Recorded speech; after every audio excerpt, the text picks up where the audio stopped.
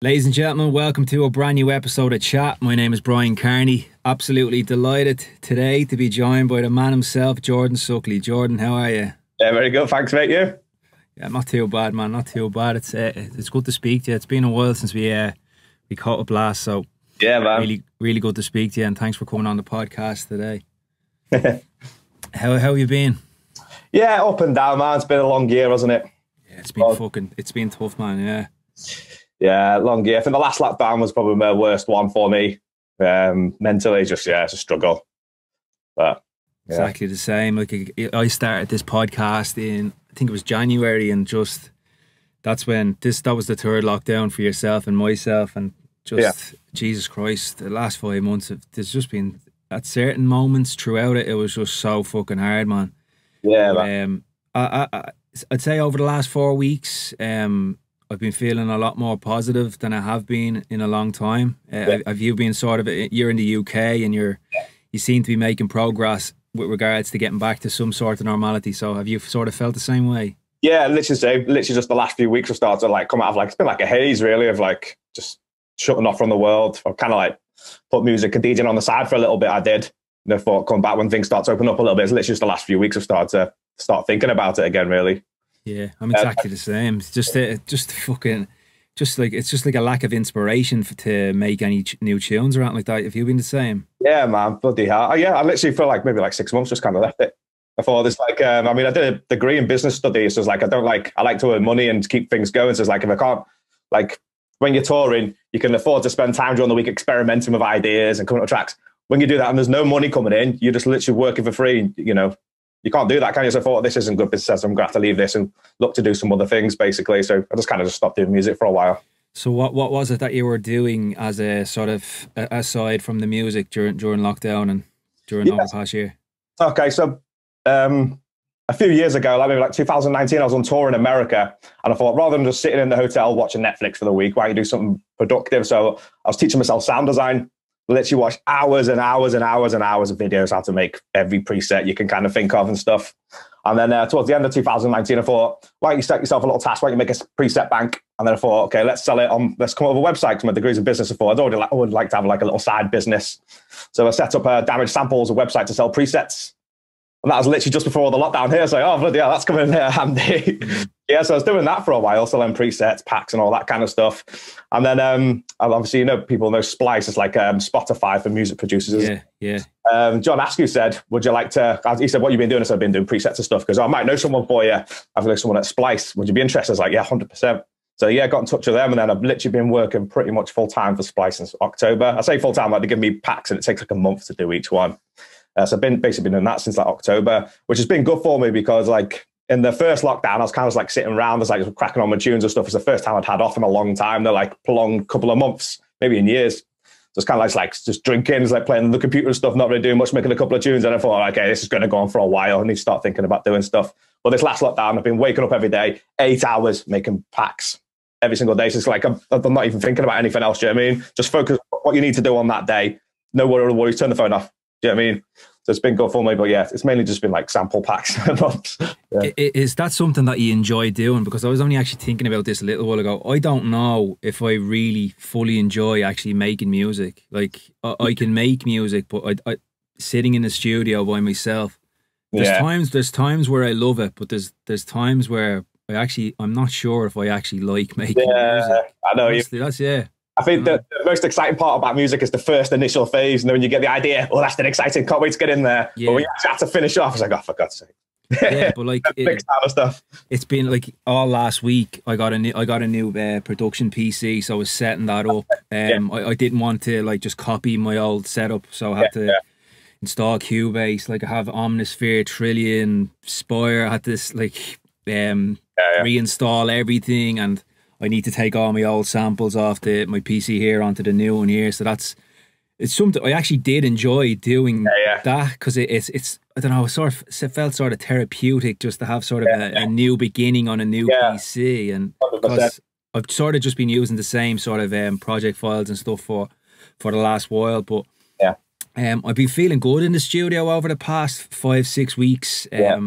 Some really good stuff. I have 2 new vocal tracks done, which I think could be could do really well when they do get released. But for me, I don't know. I think you've been sort of similar on Damage, where you've released tracks, but you haven't released a huge amount. Is that right? I don't see the point, man. Not many. If I'm honest with you, or not many big ones sent in, or decent ones. I was not saying they're not decent, but do you know what I mean? Not as normally. I'd be getting absolutely loads every single day, where the volume just literally dropped right down. I say same for like me and you. We stopped producing. Imagine a lot of other people did as well. You know. Yeah, I think that's like no disrespect to anyone else, because I include myself in this, but I think last year was the worst year for music in a long time. It really was, and like I include myself in that, because I didn't have the desire or the inspiration to make new tunes. And was it the same for yourself? Yeah, 100%. It's the same with like with the radio show and stuff as well. It's like it takes like a day to do the radio show. For this is a waste of the time. Not like to be disrespectful. It's like I need to be doing something to earn me money. Yeah. Basically, whilst I've got no income coming in now, so like I literally just stopped it. But I still started up again. Were you getting any support from your government or nothing? I've not been eligible for anything. Yeah, I was outside of the eligibility. That's absolutely that's tough. Slap in the face, isn't it? Yeah, for sure. Like I've been on €350 a week for the past year. Yeah, every single week. I couldn't get anything. No, people got all the furlough and everything. I've got nothing. Why was that? Just because there's like a threshold of like what you have to. No one can earn it if they earn over a certain threshold. That was the reason why I couldn't get it. That's very, very harsh. I know, but it's going to be like 2 years now, not a single penny. But I'm self-sufficient. I've luckily managed to do some other things. I mean, if I hadn't learned how to do sound design in America a few years ago, I might be in a bit of a pickle now. Do you know what I mean? With no help or anything, I'd probably just have to get another job, a real life job. What VST is it that you're mainly working off for the samples? Everything. Literally, well, mainly like Serum. So basically, for the sample packs, you have to make everything. You can't use anyone else's samples. You have to sound design them. So you have to make white noise, which is like make hats and stuff. Make kicks. So I use a synth called Kick 2, which is like a sine wave, and then you layer it with like toms, claps, white noise, reverb. That's Sonic Academy. Yeah, Sonic Academy. Yeah. So I use that one for all the kicks on there and for the snares and stuff. I use the Virus, Spire, Silent, a little bit of everything really. What's your favorite one? Serum's probably the best one in terms of what you can get out of it. You can have like 16 voices on each oscillator, layer it up. They've got like samples in the bottom left-hand corner as well.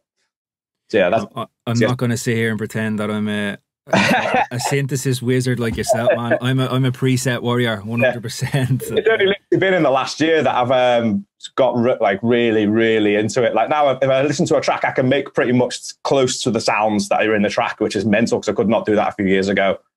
Fair play, man. That's a skill. So I think you sent me over a bank there recently. So once I get this new PC up and running, I'll get it onto the computer and I've got loads. I'll start making some decent tunes again. Yeah. So I want to go back in time a little bit. Obviously, I've known you maybe 14 years at this stage. I was thinking back to the first time I met you or that I saw you, and I think it was at a New Year's Eve gig in Cardiff. I think it might have been around 2007, 2008, and I think you were doing the closing set. Was that before John O'Callaghan? Because I was with John. I remember that, yeah. I remember. Yeah, that's crazy. That's where I kind of got my first break playing down there. So I did a degree, business studies and marketing in Swansea University. Remember going down there on the first days, you check out all the different universities. Went down, was like Eddie Halliwell, Tidy Boys, Lisa Lashes, and on the posters in Swansea, I was like, right, I'm coming here to the university. That's kind of what swayed my decision. And then when I was there, I went to see Eddie Halliwell play. I think it's like Syndicate in Bristol, handed in one of my demos to the guy, and then the guy messaged me saying, do you want to play on New Year's Eve for a gate crash? I was like, 100%. And that's kind of like what started my career, playing out there. And then obviously after the back of that, I was playing with like Paul Oakenfold, John O'Callaghan. That's where I met you, isn't it, eventually in the end? Yeah. You were living, it was in Swansea you were living, was it? Yeah. I was thinking back to that because, no disrespect, I've so many good friends from Wales, and I don't think I've ever had an amazing gig in Wales. Is it really? Always, like, I did a couple of really good ones. Do you remember the lads in Newport, Collision? Oh, yeah. Good lad. They were good gigs at this when I was becoming a professional. But since then, I've just had a few dodgy experiences in Wales. There was one time I was playing at Escape in Swansea, and the manager of the club told me that I was only allowed to have 2 drinks. I wasn't allowed to drink any more than 2 drinks because on the night I was an employee of the club. What the hell? that never happened before. So yeah. There's been a few others that they just weren't that great. But to be honest with you, man, I was probably just being a bit. Yeah, the scene down there is really good now. You know. Yeah. Really good. I played a gig. It's like in a rugby. It's like packed in, like 800,000 people. It's like mental, absolutely mental. To be honest with you, man. I think I have one lined up towards the end of the year, over there, and I'm looking forward to it, because if there's one thing I've learned over the last year, it's not to take any of these things for granted. So I think you'll have a good time down there, man. I say the last gig I played there was really, really good. Yeah. Yeah. Yeah. So that was the first time I met you, and obviously that's when you were sort of becoming recognised online, and your mixes were spreading out. And I think this was the days of MySpace and stuff, wasn't it? MySpace and Bebo, wasn't it? Yeah, Bebo, I missed that. You were my friend on Bebo, weren't you? Oh, I was your other half, man. So then I was sort of I wanted to try and get you to come over to play in Ireland at various gigs. So I was recommending you to various promoters over here in Dublin and Kilkenny and a few other places. And it was around this time that me and you started playing like back-to-back gigs in Dublin. And I think we did some in Derry as well. I remember the one we did in Derry. It was like a sweat box, and it was completely sold out. It was just an amazing night. There was just thinking back, man, the early days, they were the party days for me, and you were coming over. And do you want to tell the people who are listening in about the times we slept in the same bed? I was going to bring this up for you, might be shy. Yeah, every time I go over, stay at yours, top and tail with you. Wake up in the morning, staring at me, blue eyes. You said that was one of the best days of your life. You told me the next day. Best night of my life, man. Absolutely, boy. What are your memories of those days? Just getting drunk all the time, isn't it? And like, can't even remember playing the gigs. That's like extreme, wasn't it? You know. Oh dear, many hangovers, not much sleep. Yeah, it was good times though, wasn't it? It was like, it wasn't as serious then. Do you know what I mean? Just fun. Yeah. See, that's what happens when you get older, man. Things become. Like me and you were really, really close then, and I feel like even over the past few years, like this is just what happens when you get older. Like things just happen in your life, and you sort of drift apart. You know, it's just it's the same with like my friends in my normal life as well. There's people I would have been close to, and just they've stuff going on in their lives, and then you have stuff going on in your lives, and you just sort of see each other, I guess, is it? You know? Yeah, well, because we were doing the back-to-backs, like we done loads of them. We did some in Derry, we did some in Dublin, we did some... Cream Amnesia as well, didn't we? Jesus, I forgot about that one, yeah. I think of that one before, because we were supposed to dress up like Kevin and Perry. I think this was like that one, doesn't it? Too lazy, like, fuck it, let's just turn up in normal clothes. Yeah, we wanted to dress up... We wanted to... Yeah, I would have been Kevin, you would have been Perry.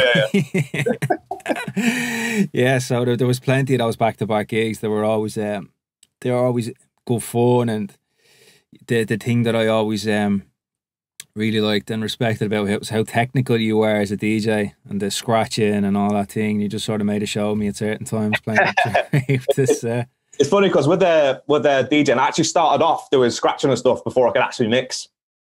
Because really, yeah. the local club not far from me is called like the Ritzy in Brumborough, and there's a DJ there called Kev X. I used to go there when I was like 16, when you had a fake ID and stuff. And used to watch him. Used to like the first time I saw a DJM 600 and on the flanger. So, oh man, that flanger sounds amazing. And he's like doing scratching and stuff. And I think, wow, I need to have a go with this. So I was literally just bought decks to start scratching straight away, doing like tricks and stuff. And then the beat matching came maybe about 20 years later. Yeah. So when you look back through the years, what do you feel was the moment that things changed properly for you in a professional capacity? Yeah, when I got Santa Radio 1. That's literally just completely just completely changed. What year was that? 2013 or 14 or something. So everything's been really good since then, basically. Yeah. Before that, I was like busy, like on and off. But then since I got Santa Radio 1, just completely changed everything for me. What was it exactly that changed? I think it's just the exposure. I mean, when I got Santa Radio 1, I was like, there's loads of people coming in booking me because I was a Radio 1 DJ. So I wasn't necessarily playing all trance gigs, playing like house, tech house, just literally whatever they wanted. But like really good fees, like just go and play like Grease on a Wednesday or something. Manager's like, do you want to do it? I was like, yeah, 100%. Just do whatever they want, you know. So I was like doing a lot of that. But yeah, it's kind of a crazy experience for me doing the Radio 1, because I think Judge Jules recommended me. And I had to do like an audition. like a pretend radio show. So I was living at. Sorry to interrupt you. Do you remember your old email address? No. That I'm thinking of? No. No. Judge Jord? Judge Jord. Was it Judge Jord at hotmail.com? No. Anyway. Sorry, man, when you mentioned Judge Jules' name, I had to bring that one up. I think when I was at university, I didn't really have a DJ name, so I called myself Judge Jord for a while. And also DJ Frush, because I was a scratch DJ. Bad ones. Jesus, man. That was like on one. I was like, okay, no, that's not a good one. I'm good on that one. So yeah, just settle with your name. But I was actually called Judge Jord for like about a week.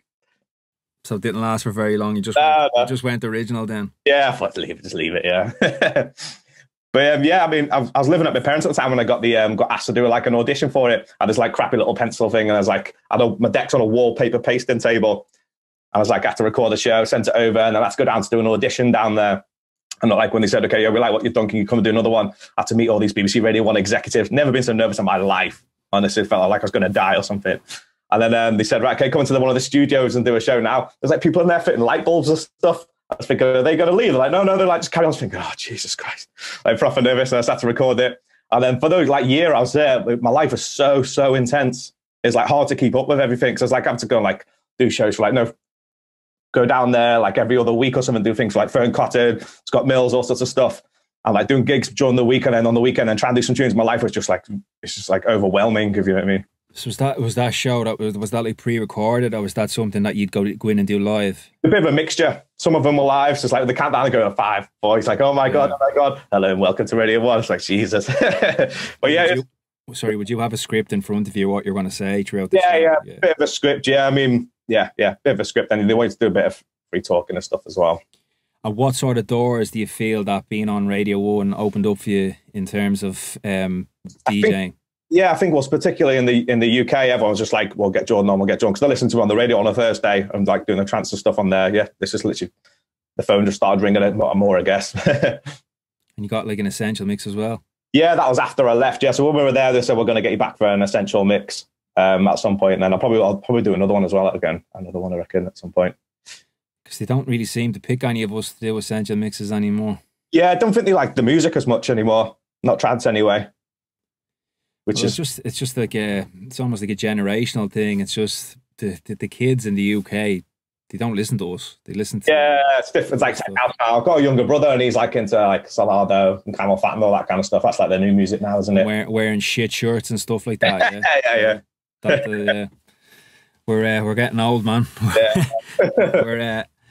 we have a certain audience and a certain age range that sort of come to our gigs, and that's sort of one thing that I've spoken about, and it sort of worries me who's the next generation, who's going to come through and continue this music on to take over from the likes of you and me the same way that we would have carried on from people before us. What do you think is going to happen there?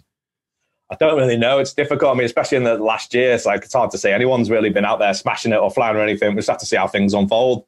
I mean, the thing is as well, for the gigs, it's going to be a struggle for the next year as well. Just like some people might give up or look to do something else. It's going to definitely damage the industry, isn't it? I mean, it's going to be a strange one. I feel like like obviously we're in an industry that has been severely affected by what's gone on, but I do think that the industry has been severely affected as the same as a lot of other industries, but our one has been severely affected, like live events and travel and stuff. But I do think that when it does come back, it's going to be good, because people haven't gone out for so long, so they're going to really want to go out. Because I was looking at something in Vegas the other day, there was 10,000 people at a Deadmau5 gig over there. And it's hard watching that. I think, come on, get me out there. I'm ready to go. I know, but like you just what is looking on a positive way and looking forward, and we're looking at the return of gigs. What's coming up for you in terms of your return back to playing live events? Yes, I mean, there's like I've been meaning to go to like Asia to. I'm not sure if I can say which country in case I get trouble. Yeah, but I've been like sorting out a visa since October, and it keeps getting cancelled. Like, the Kent variant of the virus coming and stuff that got cancelled, postponed. Literally supposed to be going again in 2 weeks, cancelled again because they've just had another outbreak. So it's like I've got like gigs in there, but like everything's just getting postponed still again. Like a lot of stuff across Europe, like Romania and all sorts of stuff, they're just all being cancelled or moved again till next year. Like Poland again, same thing. So I'm just thinking, maybe a couple of things in England, and then America. End of the year onwards, should be able to go out there. I got quite a few bits in America. What's going to be your first gig back? Well, I've got one in 2 weeks actually in London. It's like a terrace. It's like a small venue. I played there in end of last year or something. It was a really cool vibe. Not so much a trance gig though. So I play more like techno and like Anjuna beats. It's not like, you know, different kind of gig because it's like a terrace. You don't go in there smashing out the bangers. But yeah. After that, in terms of like a slightly bigger show, what? Yeah, well, after that was supposed to be my big tour, so I was supposed to be going away for 6 weeks. I've got 6 week gap of nothing there, and then I think I've got some stuff in July. Maybe I can't even remember, to be honest. Yeah, I've got some other. I can't remember off the top of my head. you're talking about your tour to Asia being cancelled. That's exactly the same for me. The plan for me was to be in Australia at the moment to play at Paradigm, but last month or just over 5 or 6 weeks ago, the Irish government brought in mandatory hotel quarantining into Ireland. So, like, as much as I want to play a gig, there's no fucking way that I'm going to go to Australia and sit and be isolated in a room for 15 days and then having to do the same when I come home here. That's not something I'm willing to put myself through physically or mentally. And if that sounds selfish, I don't think it is. There's no fucking way I was ever going to do it. And on the day we're recording this, I'm just after seeing that Melbourne is after going into a lockdown again, where the gig is. So the gig mightn't even take place, and that's terrible for me to hear. I hope the gig does go ahead and everyone has a great time, but this is the reality of the world that we're living in with regards to events and stuff going ahead. So I would have loved to have gone, but maybe the right decision was made in the end. If it doesn't go ahead, I hope it does, but. Yeah, I've just had a look at that. It's Croatia, the Shine at the Awake Festival in Croatia is my next one in July. But I've got to quarantine for that one when I come back again because that's like an amber list country. Oh, really? What? How long will you have to go into a hotel? Oh, no, I'll be able to quarantine at home. It's like 10 days quarantine at home or something. But this is the normal now. We're going to have to do this, I think. Same for Australia as well because they've not had any waves or anything at all, have they? So they're going to be very strict. You'll have to keep quarantine or next year as well, I reckon. Have you had your vaccine? No, got mine tomorrow, actually. Yeah. Do you know which one you're getting? I didn't say. I'll take whatever. I'm not bothered. Not bothered? Not bothered. No, same here, man. I'm just going to go and get mine when it gets done because, especially for you and me, the job we're in, we need to have that. Yeah. Like, it just will make things a lot easier for us, you know? Yeah, my thought is if we're going to start going back to touring and stuff, then we will catch it. That's the reality. It's too widespread, isn't it? The last thing we want is we fly to a country we're supposed to be gigging, and then we catch it and we've got to sit in a hotel feeling sorry for ourselves, sick for a couple of weeks or something, because you won't be able to fly home until you get a negative test, will you? So if we have the vaccine, at least it'll make it less severe, hopefully. That's what I thought behind it, you know? Yeah, so hopefully, man, we can...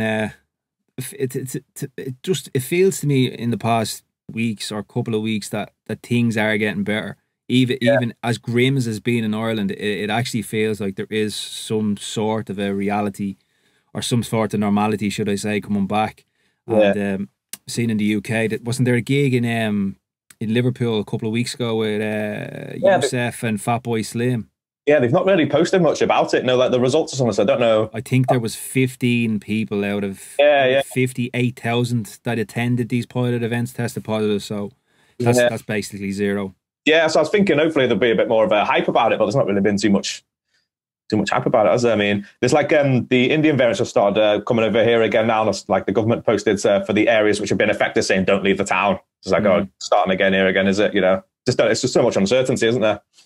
Yeah, but it was we're talking about live events and stuff, but it was just even last week at the final week of the Premiership, it was just so good to see fans back in the stadiums and especially the FA Cup final, man. The drama that went on in that final and just the emotion on the people's faces. I actually felt a little bit emotional myself seeing it because it's just been so sterile for the past year watching football games with no fans, and like it's the fans that make everything. It's the fans that make a gig. It's the fans that make a game of football. And like here's us recording like sets at home, me in my kitchen, you in your studio. It's just I can't do them anymore, and like I'm struggling to put up stuff content wise because I honestly feel we're in sort of in limbo at the moment where things are sort of getting better but we're not there yet, and I'm working on stuff in the studio. I don't really want to say what it is and give away what I'm working on, and at the same time I can't stand and record another set in my kitchen again, so I don't really know what to do. Have you been feeling sort of the same way? Yeah, I mean, I was like hitting the Twitch streams and stuff quite a lot last year, but then at the end of the day as well, I was thinking I'm not really feeling very happy. So I don't want to get on camera like and pretend that I'm happy, do you know what I mean? Because it's like pretty miserable, to be honest with you. And that's kind of why I stopped before. I'll just leave it there. I'll just focus on I was the same, man. And what when you're feeling that down and stuff, what did you sort of do to just focus? Yeah, just focus on doing some work, doing something productive. I mean, it's like doing the streams, you have to spend a couple of hours sorting the music up, setting it up, and you feel anxious thing, and then afterwards you feel a bit exhausted because it's kind of like a bit, you feel on edge, don't you? So for, I don't know, I'll just leave it. As I say, I just started doing the damage samples, my website, doing presets and stuff, because I know it gets paid at the end of it when I do it. It's like an honest day's work. Spends time doing it. It's being creative. It's still in the industry that we're doing, so I don't have to get a real job. So that's like making me happy. It's like rewarding, if you know what I mean, doing that. And have you basically been by yourself for the past year at home? Yeah, I live by myself, yeah. How have you found that? Yeah, sometimes good and sometimes not. I'd say mainly since like October when I got like work for Spices, things have been not as bad. But yeah, just stuck in here. It's weird because my family stuff live not far away, but we've not been able to mix houses for a lot of the time as well. We've been like locked down for 6 months out of the last year or something, haven't we?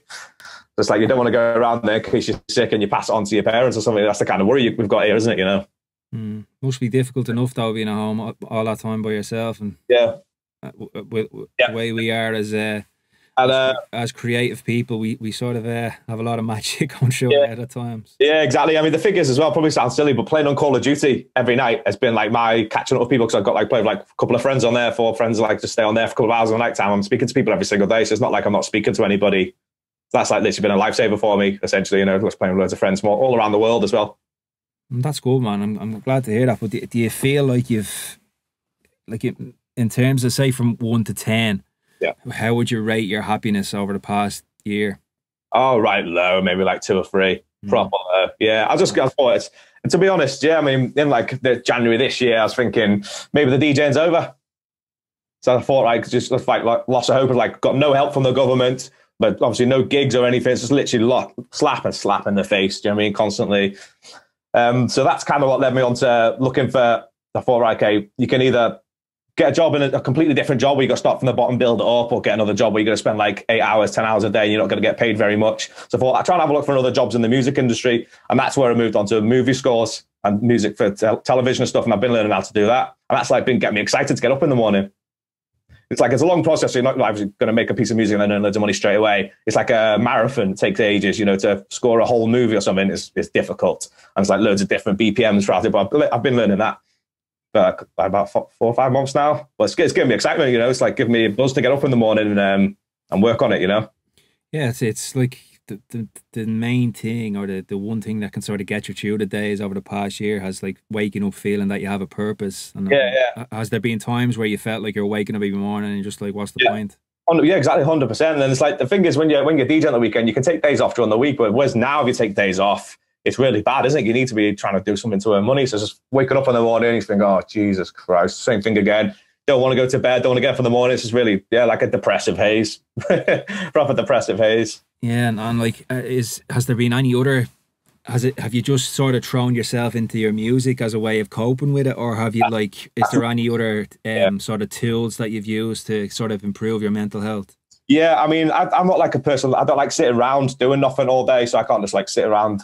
So I'd literally wake up, go for a jog, reading, learning new things is probably one of the best things that I feel like rewarding. I've been watching hours and hours of tutorials on movie scores and all that kind of thing. So they're kind of my main tools. Like, but doing the splice packs has been a proper good lifesaver for me, giving me extreme focus because it takes so long to do it as well. I'm not thinking about anything else whatsoever. Let's just work 8 hours on the sample packs, then play Call of Duty and then go to bed. And that's quite a nice routine, to be honest. I've been quite enjoying it the last couple of months now. How's your sleep been? Yeah, well, because I go to bed about 9:30, 10 p.m. now, which is completely different to what it used to be. I'm waking up like 5, 6 in the morning. Crazy. It's completely reversed. It can be good to do that though, because you're asleep when it's dark, and then with it being sort of the summer months, you're sort of getting up and it's bright, and that's good for the head. I was like, when I first started off producing, you had the anxiety thing, I need to produce. I was like staying up to like 5, 6 in the morning, so I had like really bad insomnia. I was having like coffees like 11 p.m. at night and stuff.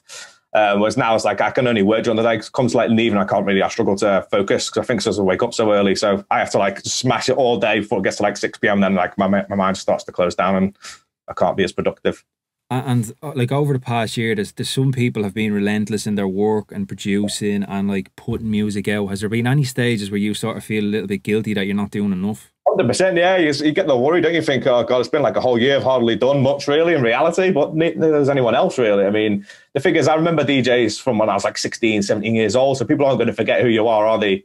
But when things start opening up, we do need to get back on the smash and start doing things again. Don't we? Just get back out there, which is kind of what I'm doing now. It's just like gigs coming in and stuff again. But yeah, I literally thought it was over earlier this year. I thought it was just going to go on for years. So did I, man. It was like, it was around the time when I began this podcast, and like around the next 2 months after that, you can even hear it in the way that I was speaking in my podcast. Like I was just so down and angry, and I was very, very, very angry. I was that angry that I actually got into an argument with a lollipop man one day. Crossing the road, and there was no one around, no kids, no nothing, no cars, and I crossed over the road, and he looked at me and he started shaking his head at me, and I just went, is he saying that to me?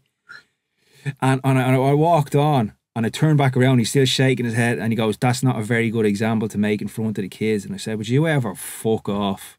But like, there was no one even around, and he said this to me, and that just shows how fucking angry. I wasn't in a good place. I was really, really angry, pissed off at life, pissed off at everything, and I just felt like we're going to be in this situation forever. This is never going to get better. But I felt that, feel like a bit ragey more times. Like I think I'm not too bad, but then you feel like just like the slightest thing, and I feel really, really angry. I wouldn't normally get that angry. Like my laptop died in December, and I just literally lost my mind.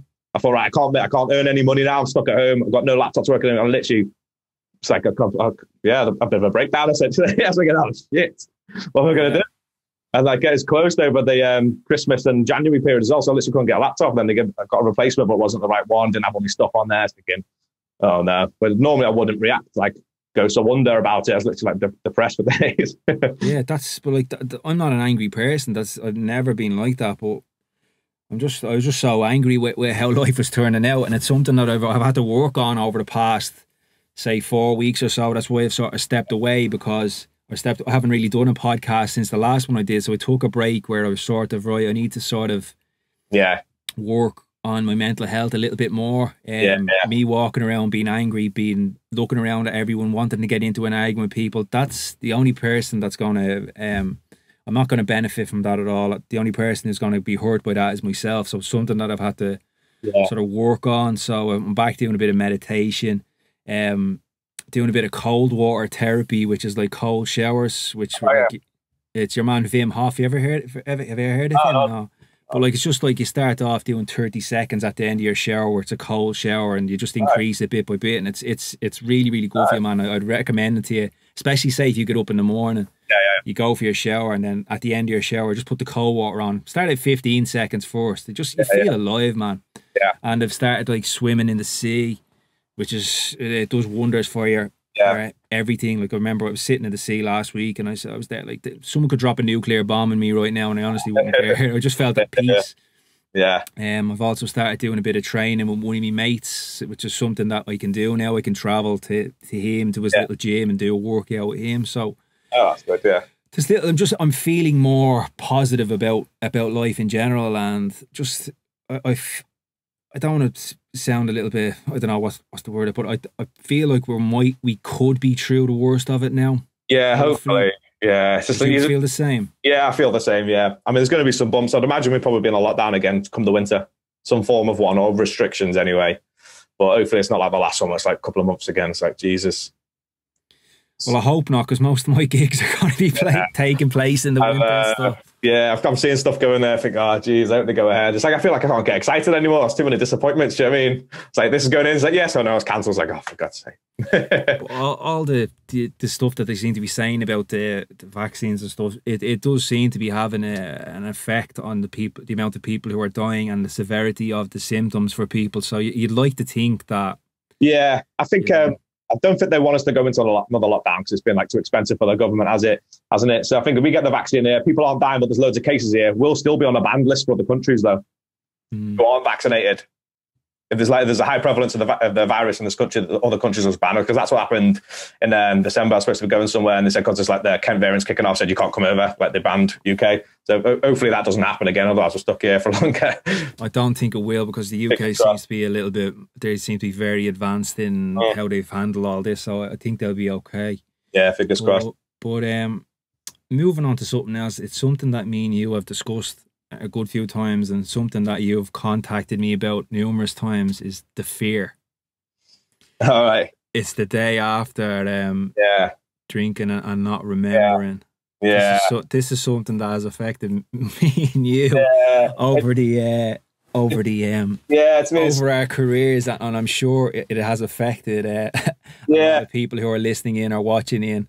Yeah. What have been your experiences of this phenomenon called the fear? So many. Like not really now. It's like as you get older, it gets less and less and less and less and less. It's literally oddly a tall now, whatever. But when we first started going to the gigs and stuff, I was having like whiskey on my rider, a full bottle of whiskey, and then Jesus Christ, I don't remember playing the gigs. What I played, no idea. I've got no idea what I played. Wake up the next day, where's looking around the room? Where's my record bag? How did I get here? I think, oh Jesus Christ! And you had to go home. It's like hideous.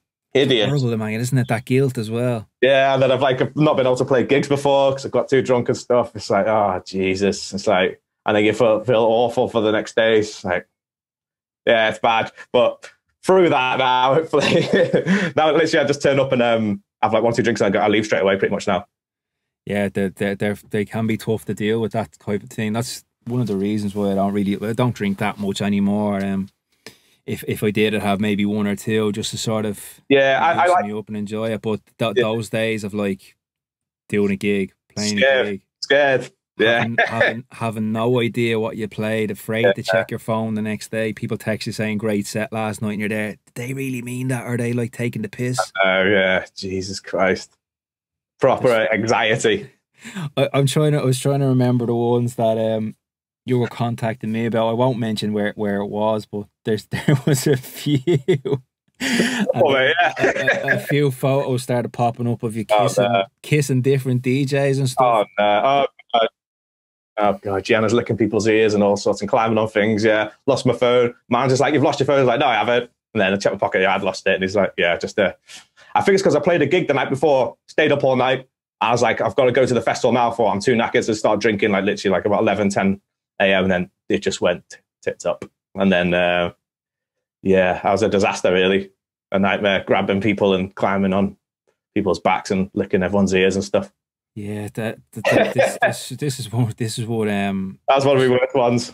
We were talking about the moment that you felt things changed for you, and it was one of the moments that changed it for me was Sunrise Festival in Poland in 2008, and I took Barry Connell's place because obviously he passed away, but I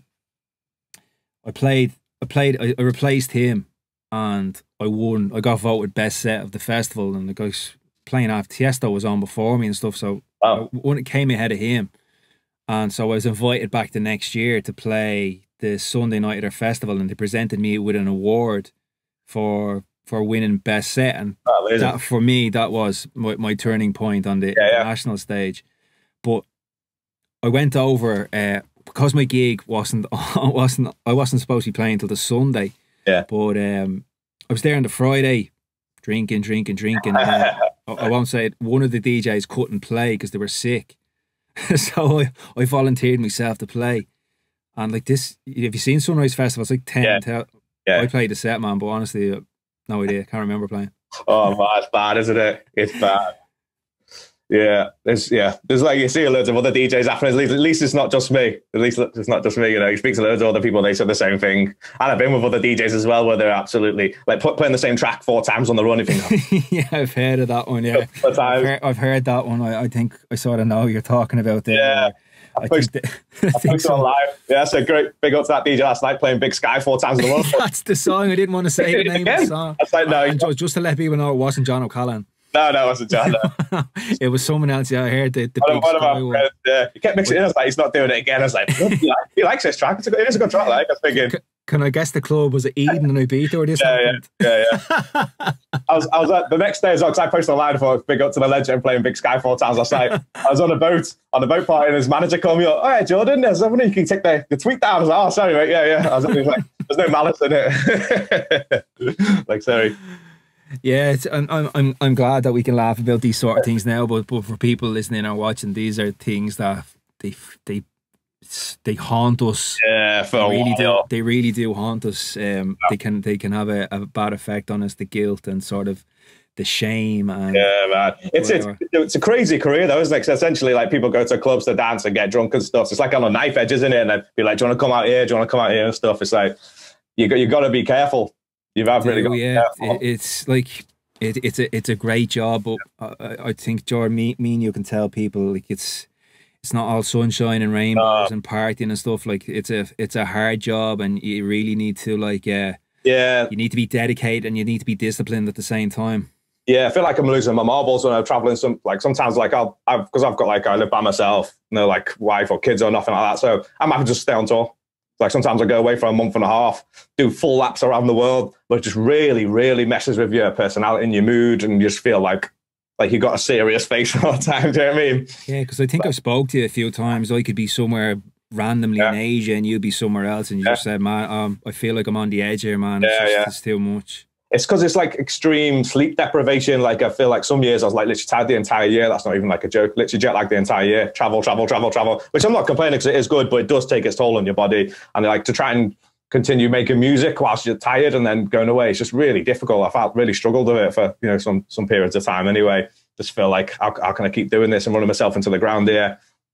And you get anxiety and not producing, like I'm falling behind again. It's like it's just the cycle that never ends. Like you have the sleep deprivation, then you're not sleeping, then you're trying to catch up, and then you're not getting the work done that you want to do, and it just never ever ends, man. And never ends. But just thinking back as well, have you ever had anything thrown at you when you were playing?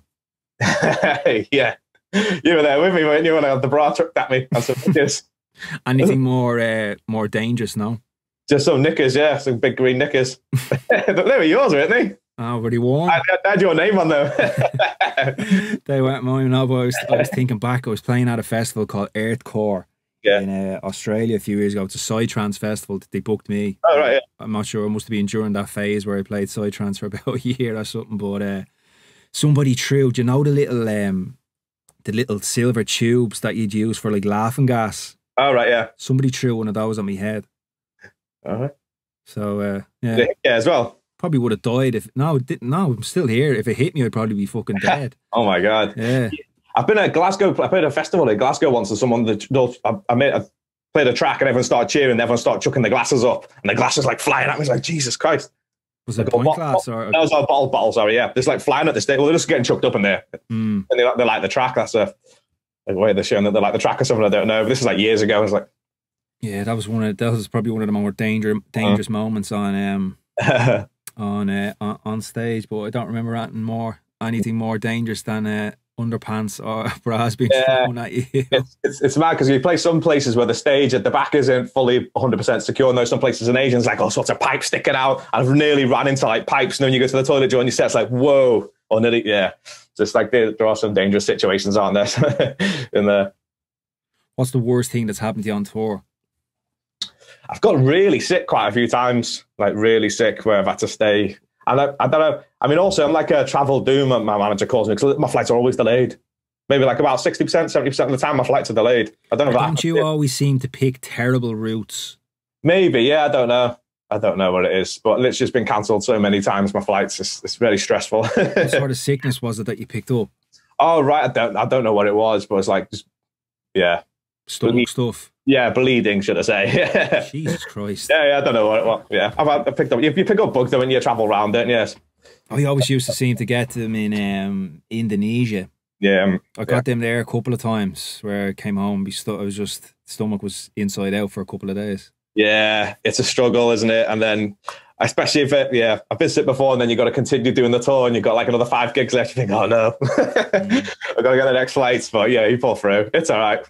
Has there ever been a time like that where you just wanted to give it all up? Yeah, loads of times.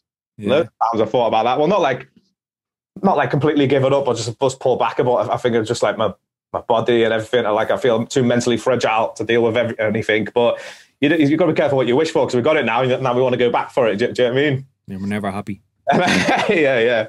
But yeah, I mean, there's been plenty of times I thought maybe I should do something else. I'm like, not that I'm not happy. It's just I feel too stressed and on anxious and on edge. But then you always keep coming back because I love it, you know.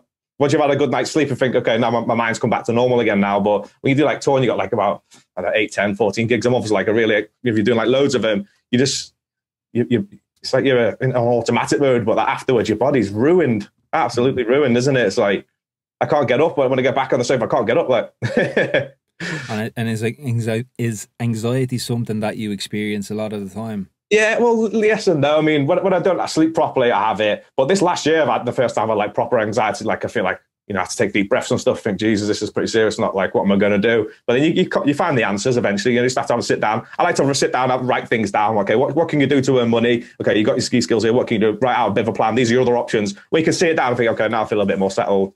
It's like that. I've done that the other day with my music as well. I think, right, okay, this is the first time I thought about music now. Where do I start? I've literally just put it on ice. Of like, okay, looking for all the tracks. Okay, oh, I feel a bit more positive now. I'll work my way through. I'll do this first, and then, you know, I need to visually see it. That's a really good piece of advice with regards to anything got to do with anxiety. Is either talk it out with someone else, or else write it down onto a piece of paper. Because at least when you write it down and you see it on a piece of paper, it's out of your head and you're able to process it a little bit better. Yeah.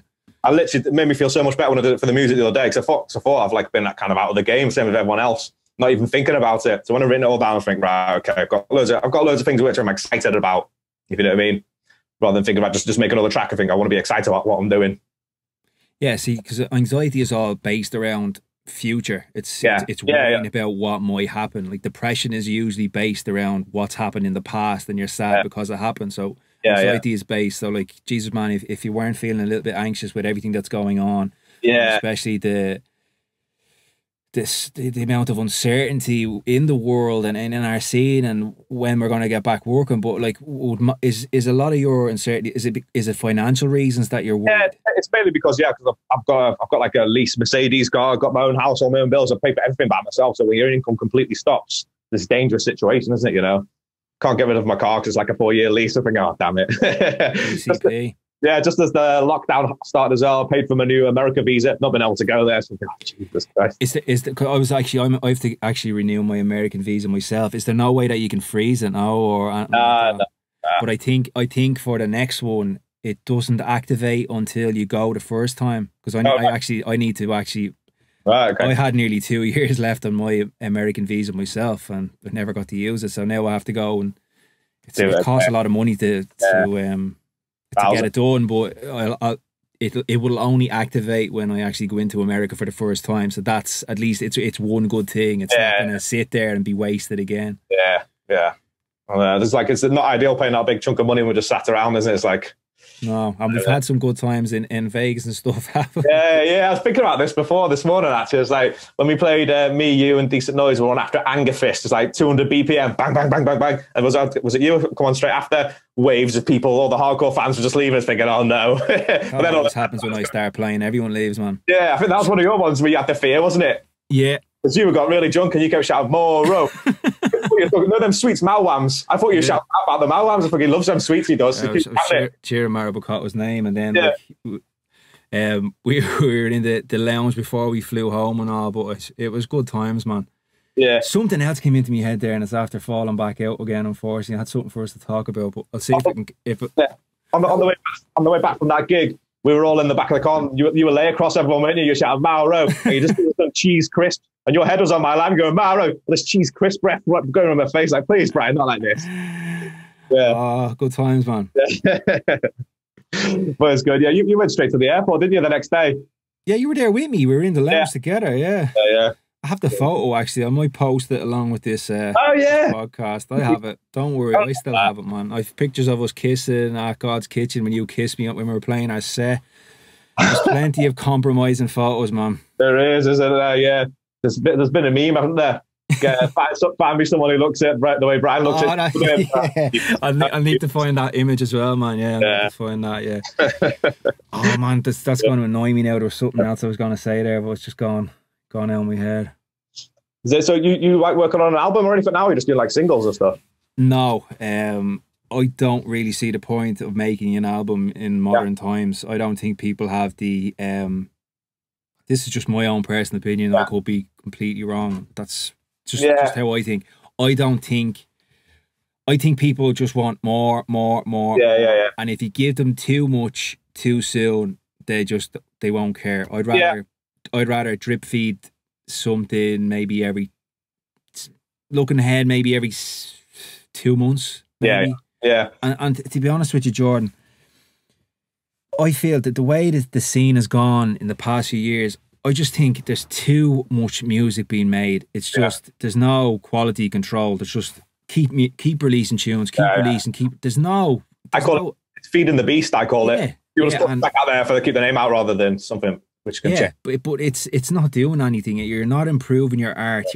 It's not contributing anything. I'd really love if people just took their time, especially now with the time we've off. Take the time to make incredible music that people are going to love when they come back, rather than something that's been made a 1,000 times. Yeah, I just think it would work a lot better. Yeah, because I've kind of changed myself. I'm not like completely changing. I'm adding more like a techno trance element. If you know what I mean? Like because you have a new alias, don't you? Chester Cat. Yeah. So the Chester Cat, I started that like 2017 or something. I was like, I mentioned there's like I went to the ADE and my flight was in dead early, so I thought let's just have do something productive. So I downloaded the Jerome Izame sample pack and let's just made a track on the day. I thought, oh, that's quite good fun actually. I was doing like loads of extended sets. I thought I want some of my own tracks to play at the beginning of my set because I was doing like loads of 8-hour sets. So I literally started off that. And then over the years, I was like making some tracks, did like the first ones, and then took like a year or two till I get to the sound, which I quite like doing techno and stuff.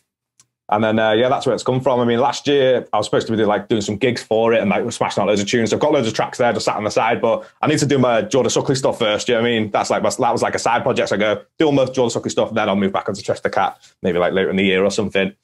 But yeah, it was a breath of fresh air making some new stuff because I felt like I was doing the same thing for quite a while. I just wasn't feeling the buzz to get in the studio anymore. I was thinking I don't want to make another normal trance riff. I want to do something, some other bits, you know what I mean? Experiment. But doing the techno, it's so much cleaner because I was doing like tracks for like 200 or 300 channels. I was like, I'm done with that. It's just, I feel like it's a waste of my time spending months EQ and mixing down like 200, 300 channels. It's just ridiculous. Yeah. Myself and yourself would have a very similar, taste in music, and especially as you get older, your sort of taste evolve and they change. And the techno stuff is, I've always loved it, man. I've going right back to when I started. At the beginning, didn't we? Yeah, Pepperino and all that, like Pepperino and Max Walder and Eric Schnell, and it's the full cycle. Yeah, and it's all evolving. And to be honest with you, I spoke to Mauro Bocotto in a previous podcast, and he mentioned this as well, that the techno scene, the commercial techno scene, as he called it, it's basically trance. It's like techie beats with melodies. I love it. Yeah. Sounds great, really does. I like the groove, a bit more time spent on the percussion and stuff, weird sounds and stuff. Like nice, they spend time on the sound design, don't they, in techno? I really enjoy it. It's just they have a lot of room in the mix to what's there. It does its job. Whereas with making trance is probably one of the most difficult forms of music to make well, because there's so much going on. There's so many layers, there's so many delays and reverbs, there's stuff going here and there. So it's very difficult to make it all sit and balance together compared to techno. Yeah, it's a nightmare, especially doing the drop. You got like everything's wide open, pads, leads, loud kick, percussion, super saws. It's a noisy production, isn't it? Yeah. Noisy production to make. It's tough. It is it's a very difficult form of music to make. So for people who are listening in or watching who are maybe in the beginning of learning how to make the music and stuff, be patient, because it does take a lot of time to sort of get to a decent level of production, especially with trance music. Yeah, I'd say it takes longer than you expect. Doesn't it? Yeah. And then when you get to a certain sound, then you got to try and do some other stuff because people says it'll sound similar to what your previous ones. You constantly got to keep learning. It's like I think Gareth Emery made a tweet. It's like you never complete music production. You always need to keep going. You never complete it, do you? It's like a game which you got to keep going. Goes on forever. Good man. Yeah. Good man. You reminded me of what I wanted to say earlier. You were saying about Anger Fist finished his set and everyone left. Yeah. You just reminded me of, you said his name there, it was Gareth Emery. He was playing before me at Creamfields 2 years ago, and he finished with Cascada, Every Time We Touch. All right. That was his final song. Yeah. So when I came on and played my first track, they're good kicks. See you later. About 20 people left. We go now. We go. Is this for me? We should go. I'll just stay in the studio. I'm more of a studio guy now. It's like, after you have all these sports and you're playing, don't you? When that happens, here we go now. It's like what am I supposed to do when someone finishes? But in fairness, man, he had the place absolutely rocking. So your job as a DJ to entertain the crowd. He did his job, but it's tough though, isn't it? Especially I'm not being real, but I'd never play a track like that in one of my sets. I've too much fucking respect for myself. You know what I mean? Whoever wants to play it, fair play, but not for me. It's mad because when you play like a mixed lineup kind of gig, it's a similar thing, isn't it? Like I play some festivals in America, they have like electro essentially and hardstyle, and then you come on, it's like, oh geez, proper mixture for the crowd. It's like you don't know how it's going to go, do you? It's like, what do you play after that? I think myself and yourself, we sort of have that little bit of a crossover appeal where we can sort of play a little bit more banging if we have to. We're not just like hands in the air. You know I've got like a folder, like a safety net folder. So if I've got a gig where it's like a mixed lineup and there's not really into trance, it's got like remixes of mashups or classics or stuff essentially, and that's like my safety folder. I never got a gig which there's like they're not really trance fans. Not like Chris Twizer remix of On Off, for example. Things like that, tracks like that, which will work for safety net. So what are your hopes for the rest of the year? Yeah, so I'm gonna do like some tribal tech trance or stuff. I'm gonna work on one after this now. I know you said before you don't want to do an album, but I was thinking of doing an album because it'd give me a bit of focus, and then hopefully do a tour with it at the end of the year. I don't know, I've literally only thought about this in the last week, so ideas change constantly all the time, but I've got so many tracks. I thought maybe I should like just release a load of them, and then when it gets to the end of the year, release it with a load of others, and it's a compilation or something. I don't know, it's just an idea I had, but it'd be nice to have something to come out of the lockdown, at least a solid body of work or something. Speaking of albums, one of the best albums I heard in the last year was Transwax. Did you hear Transwax's album on Jam Beats? No, that's good, is it? Really, really good, man. That was probably my favourite album of last year. Bicep just released one a couple of weeks ago as well. Really good. I think my favourite album of all time is the Marco V 2000 V. So that's I've been taking my inspiration from from that recently. I think they're probably a nice techie groove to it. Yeah, he was a pioneer of that sound back then. Yeah, tracks still sound good, man. Yeah, incredible. Really incredible. Because with his album as well, he had like a video playing each track on the album. It's like, wow, it's incredible. Good music, like really False Light and all that. Yeah. So what are your? I actually asked you what are your hopes. I didn't ask you what your plans were in the last. Oh right, question. Sorry. So I'll ask you again. What are your hopes for the remainder of 2020? I mean, like what in terms of life? Yeah. Just like general. Right? Okay, yeah. I want to try and come up with a piece of music which will be used on music or television or something or Netflix, but that's not easy. That's like a aiming high kind of thing. Just to try and get back on the road and do some touring and stuff again. It's my main hope, obviously, because I've been sat in here for too long now. I need to get out. It's mainly just to get back on the road. I think it's my main hope. But it's going to be loads of twists and turns, isn't it, for the rest of the year now? There will be, man, but we'll get there. Don't worry, we'll get there. Yeah, I think if I can go to America, I might just stay there for a while, to be honest. Just stay out there, just so I'm out the house. Right, man. No, you're dead right. I think I can completely see how it's been very difficult for you over the last year. I'm glad that you're okay and you've got